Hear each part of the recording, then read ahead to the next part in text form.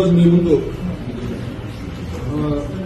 మన మురుగంపల్లి దగ్గర నగరవనంలో పోయిన నెల 25వ తారీఖున ఒక ప్రేమ జంటపై దాడి చేసి వాళ్ళని గ్యాంగ్ రేప్ చేసినటువంటి ముద్దాయినటువంటి మురుగంపల్లి అగ్రహారం చెందినటువంటి మహేష్, కిషోరు, సొంత పేరు చెందినటువంటి హేమచంద్ర అలియాస్ హేమచంద్ర ప్రసాద్, వీళ్ళ ముగ్గురిని ఈరోజు చిత్తూరు ఫారెస్ట్ రోడ్లో సిసి గుంట రోడ్పల్లి దగ్గర అరెస్ట్ చేసి మీ ముందు ఆటపరుచుకునేది.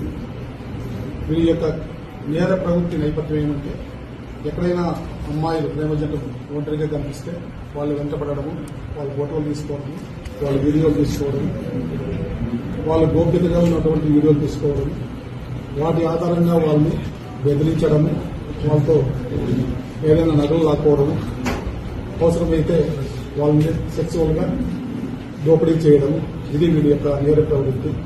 ఆ విధంగానే పోయిన నెల 25వ తారీఖున ఒక మధ్యాహ్నం మన నగరం పార్కులో పెనుమూరు ప్రాంతం నగర పార్కులో వాళ్ళ కాలక్షేపం కోసం వెళ్ళింటే వీరు ఆ సమయానికి అక్కడికి వెళ్లి వాళ్ళిద్దరూ ఒంటరిగా ఉన్నది గమనించి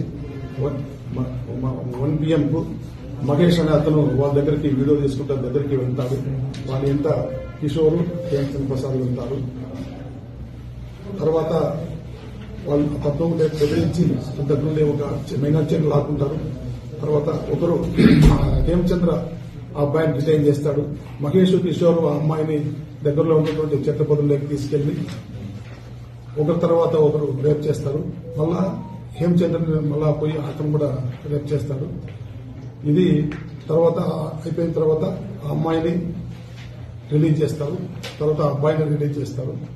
ఈ విషయమై మనకు 29th వరకు ఈ సంఘటన వెలుగులోకి రాలేదు.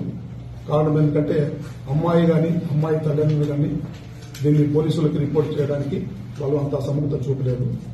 ఫైనల్ గా అబ్బాయి వీళ్ళని ఏ విధంగా కూడా పట్టుకోవాలనే ఉద్దేశంతో ఆయన మిత్రులు, వారి బంధువులు సంవత్సరంలో 29వ తారీఖున నగరం పార్క్ దగ్గర కాపు కాసి వీళ్ళు వస్తారని వాళ్ళ సమాచారం, లేకపోతే ఇలాంటి క్యాపిటల్ మళ్ళా పార్క్ దగ్గరికి వస్తారని వేచి ఉన్నారు. అప్పుడు వాళ్ళు ముగ్గురు వచ్చారు. వీళ్ళ ముగ్గురిని గుర్తుపడితే అబ్బాయి అక్కడ ఉన్నటువంటి ఈ మన గౌతమ్ అబ్బాయి యొక్క బంధువులైనటువంటి కొద్దిమంది, తర్వాత అక్కడ పబ్లిక్ దాడి చేసి వాళ్ళని కొట్టినారు. వాళ్ళు పరారైపోయినారు.